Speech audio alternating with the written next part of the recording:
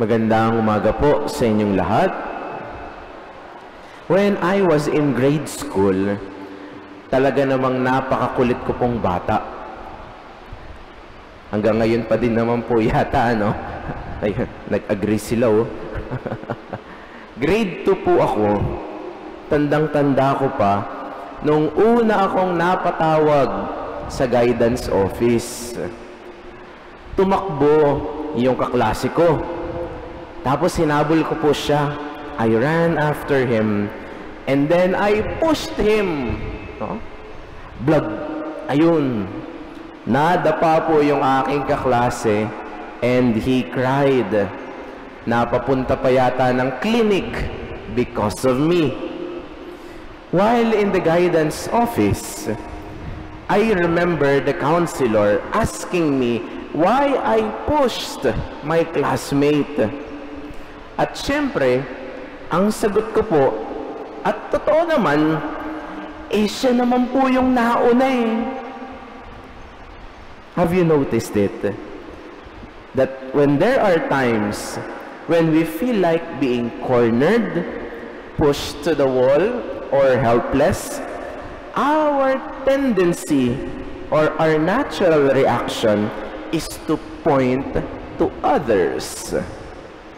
Yung magturo sa kapwa, maghanap ng ibang mababalingan, at sa iba ibintang ang ating nagawa. Dear friends, this scenario is not new, because even from the book of Genesis, it was also the reality. Kasi when God confronted Adam and Eve regarding the forbidden fruit, ang unang tanong ni Lord sa kanila, "Oh, who told you that you were naked?" Aha, so that means you ate the forbidden fruit. At syempre, dahil cornered si Adam, sabi niya, "Lord, teka, hindi ako ang nauna, yung babae na pinasama mo sa akin dito, siya ang nag-alok sa akin na kainin yung forbidden fruit. Hindi ako, siya." At nagturuan na nga sila. Tinanong yung babae, "Oh, sabi ni Adam, ikaw ang gumawa nun. Bakit mo ginawa yun? Bakit nyo kinain yung forbidden fruit? At inaya mo pa si Adan?" And Eve answered, "Teka Lord, di ako may kasalanan dyan ha. Yung ahas. Yun ang may kagagawan. Siya ang dapat sisihin. Siya ang nagsabi na kainin yung forbidden fruit." Again, nagturo na naman.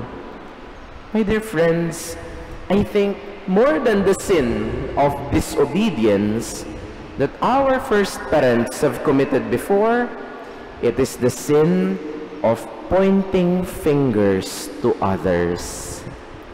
Mas convenient kasing ituro na lang ang kapwa.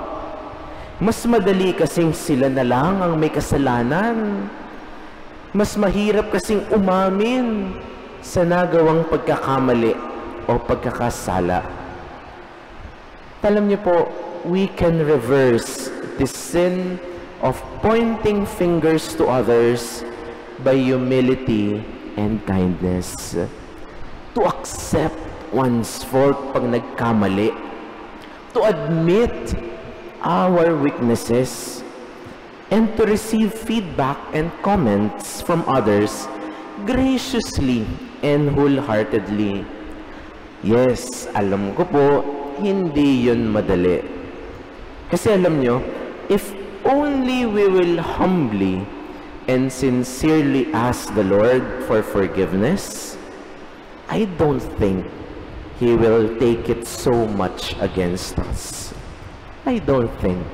Basta hihingi lang tayo ng tawad, magpapakababang loob, God will always be there for us. And after all, bakit? Because He is a God of forgiveness and mercy. And He is not a God of pointing fingers to others. Amen.